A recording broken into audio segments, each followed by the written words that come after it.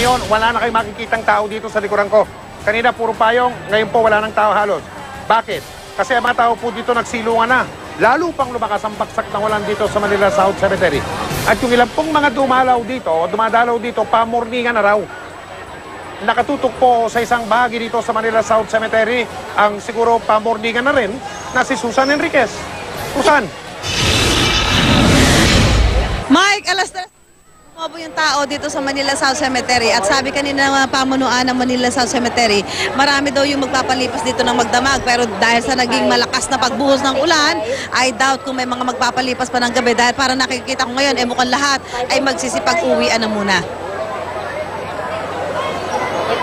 Taon-taon tuwing undas, marami ang nag-overnight sa sementeryo, lalo na kapag maganda ang panahon gaya ngayon. Alas 3 ng hapon, umabot sa 300,000 katao ang nasa loob ng sementeryo. Tataas pa po yan habang dumidilim? Opo, tataas po yan. Marami po nag-overnight po dito pag ganito po. Talaga?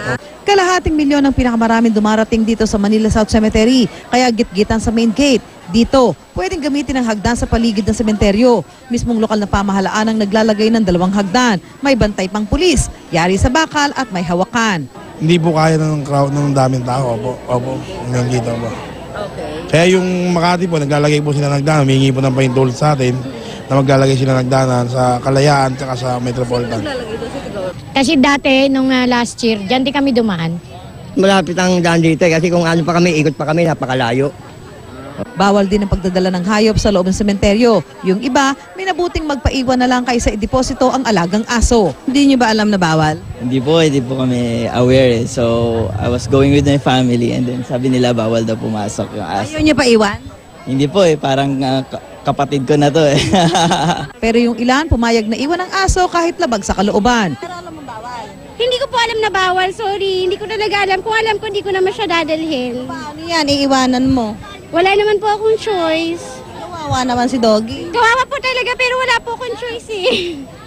Sa labas ng sementeryo, nalilibang ang mga tao sa pagmamasid sa iba't ibang klase ng paninda mula sa pagkain hanggang sa iba't ibang uri ng produkto. Dahil paggabi na, bagsak na ang presyo ng bulaklak pati na ang ilang paninda. Kaysa humulugi ako.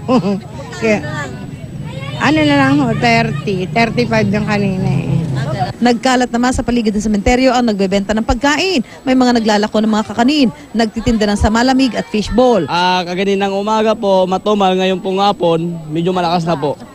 Kailan malakas? Ngayong hapon o umaga? Hapon po, tuwing hapon po ang malakas namin po. Kahapon, pinayo ni Health Secretary Enrique Ona hanggat maaari magbaon na lang ng sariling pagkain para matiyak na maayos ang pagluto nito.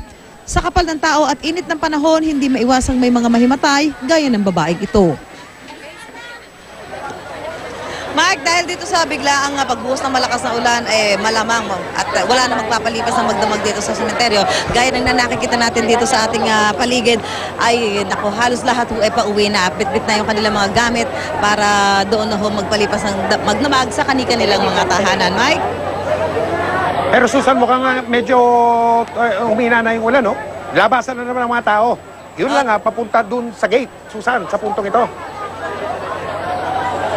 Oo, tama. Ayan, sa direction mo, Mike, pupunta yung mga tao. Pero dito sa direction sa lugar ko, kung saan dapat may mga papasok, wala ako nakikita ngayon. At ang buhos ng tao ngayon, papunta dyan sa direction mo, papunta sa gate. At mukhang mag-uuwian na kahit ba bahagyan ng tumila ang ulan sa mga oras na ito. Mike? Maraming salamat, Susan Enriquez, mula dito sa Manila South Cemetery.